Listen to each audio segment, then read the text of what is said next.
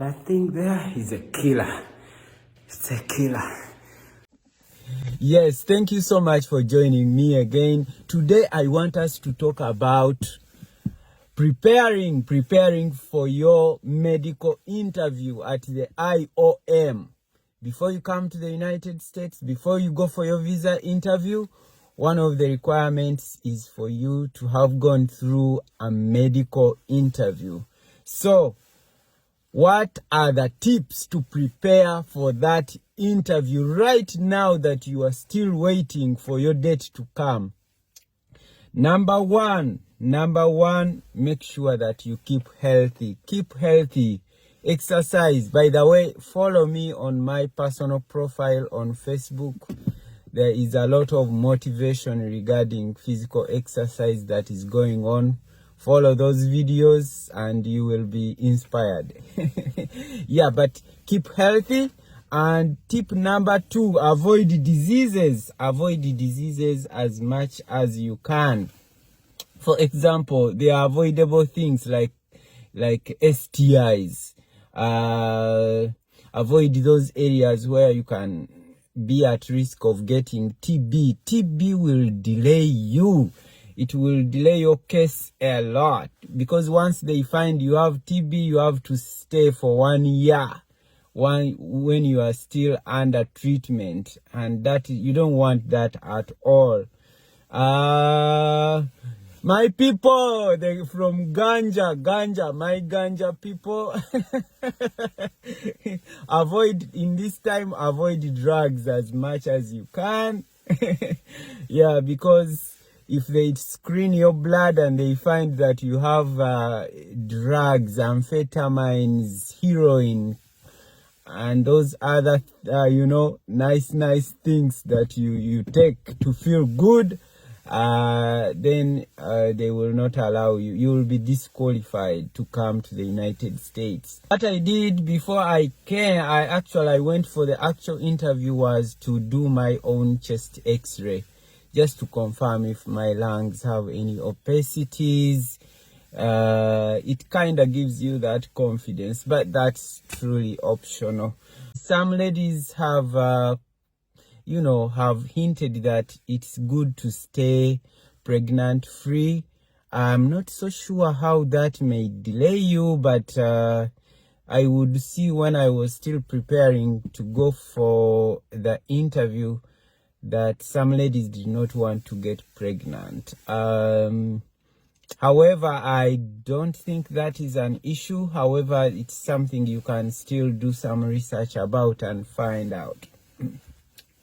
Now, so after that, one of these days your date is going to come and you will be scheduled for a USA visa interview, and on that date you see that very day you see your visa interview date. Please send an email to the IOM, and the words you can use in the email are simple. It's not a long email. I have pinned them on the screen there, and on that email, attach your passport, attach your DS-260 confirmation page, and attach your interview letter. You can also attach a passport photo. That's to the best of my memory. Those are things I attached. But if there is anything that they are specifying nowadays, attach it also. Now, the other thing you can do now, of course, is to get the vaccines, get the required vaccines, because if you get them at the IOM, they will be a bit expensive. Some of these vaccines are very expensive, so you have to get them early. And some of them require timelines. For example, they give you a first dose, then you have to spend 30 days and get the other dose. So if you wait on the day of IOM, it will be very hard for you to qualify, because you will still need time to complete those vaccinations. So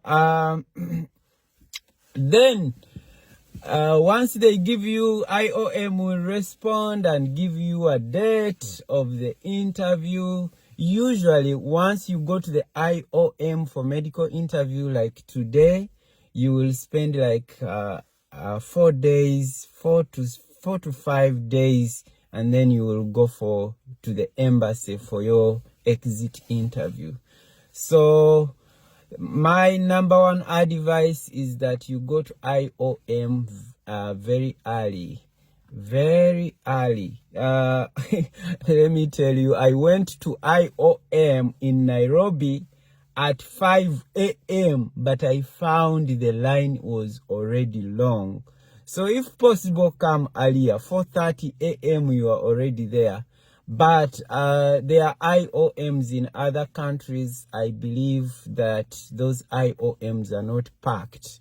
If yours is very busy, right now is the time to ask how those people who have already gone there, what time did you go? You know, how was the situation that side, so that it gives you an idea what time for you to go for that interview.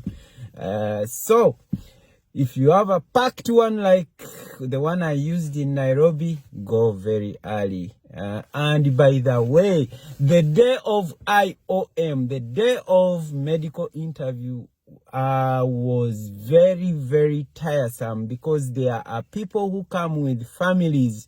Someone comes with a family of 5 children, and they all have to go through the process. And it's hard even to get something to eat. Children were crying. It was a lot of chaos there. So all in all, go early, okay? Now, once you arrive at the IOM, the first thing is to go through the security as usual, to the reception. Then they will send you to counseling. That's the next thing. So at counseling, their work is to brief you on what is going to happen. They will tell you, so you will be, these are the steps you're going to take. You're going to go for an x-ray. You will go to the lab. You will go for the doctor to do a physical exam on you. And so they will brief you about how the process is gonna be, kind of to, allay your anxiety. After the counseling session, you will go to the lab. In the lab, they will take your blood. They will take blood, and that's when they are checking for drugs. They are checking for drugs. And I saw women where they required a urine sample from them. So from the lab, then you will go to chest x-ray. The chest x-ray, they are looking for TB, lung opacities, any indication that you have ever suffered from tuberculosis. If they find that your chest x-ray is bad, they will have to connect you with a clinic, and you will have to take your TB medications for the required period. And once that clinic clears you, then that's when you will be allowed to go back to do another medical interview, and then go for your visa interview. That's a lot of delay. You don't want that at all. Then from the x-ray, you will go to a doctor for a physical exam. Just check on you, listen to your lungs. They look at your abdomen, look at your skin if it's all intact. They really don't do a lot. And if you are a male, you will go to a male doctor. If you are female, they will ask, I think, for a choice of doctor. And if you need a female, then you will go to a female doctor. But many females are always okay with male doctors. That's totally your preference. And after that, you will go to the vaccine area. They will check for all vaccines that you have taken in the past, and if there are any missing vaccines, they will charge you to get them. So and then you will pay. You'll go to the cashier and pay for any vaccinations that you're gonna take, and then after the vaccinations, I think you will sit and wait, and then you will be given a CD. You will be given another clearance form that CD, I think, contains your chest x-ray, and the clearance form, that's your form to take home. You can go with it at the embassy. It's just good to go with it. It shows that you went through that interview successfully. So then it's time to wait. If the results go bad, they will contact you. If the results are okay, you will not hear anything from them, but you will wake up on the day of your embassy interview going that the medical interview was fine. So I think that is what you need to know. The whole medical interview costs about $200. That's the actual cost.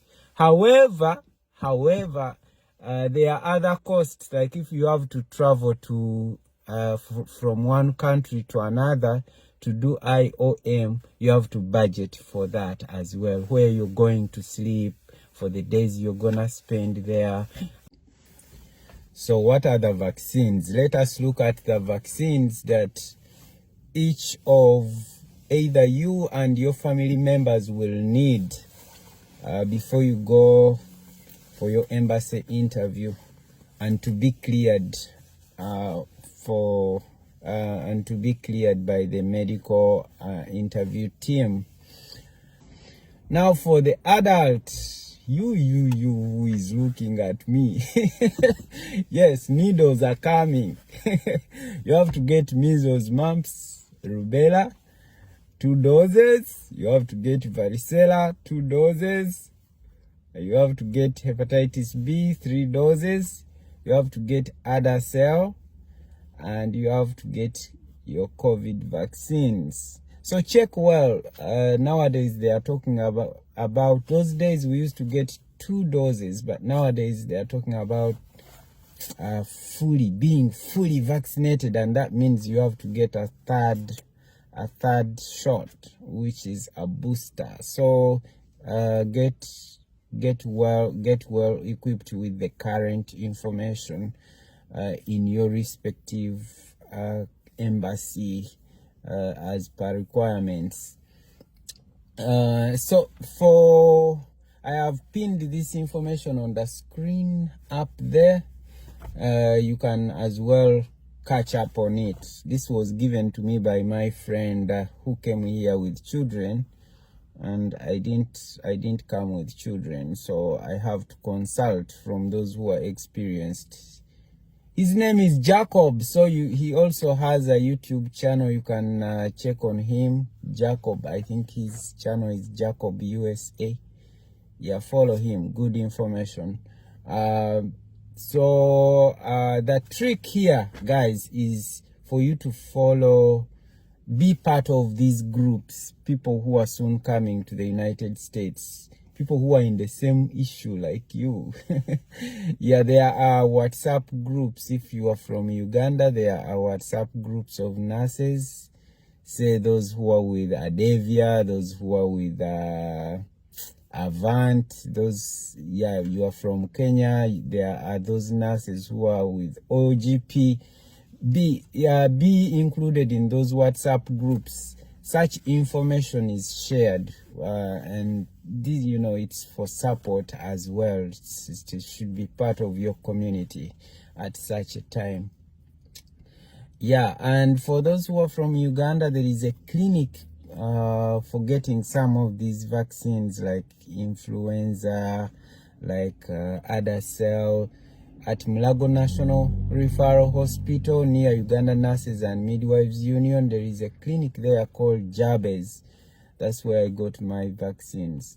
For those who want to do titers, for example, these ones like measles, mumps, rubella. If you've been infected by these diseases as a child, for example, you got measles, you got mumps, you don't need to again get the vaccines because it will not be scientifically viable. You just have to do the titers.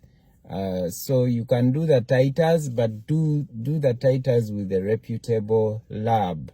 I did my titers with Lancet and they were accepted. So yeah, other than that, I think you're good. As usual, I wish you all the best, and very soon we will be welcoming you to the United States of America. Bye bye for now. See you again in the next video very, very soon. Good things are coming. Bye bye.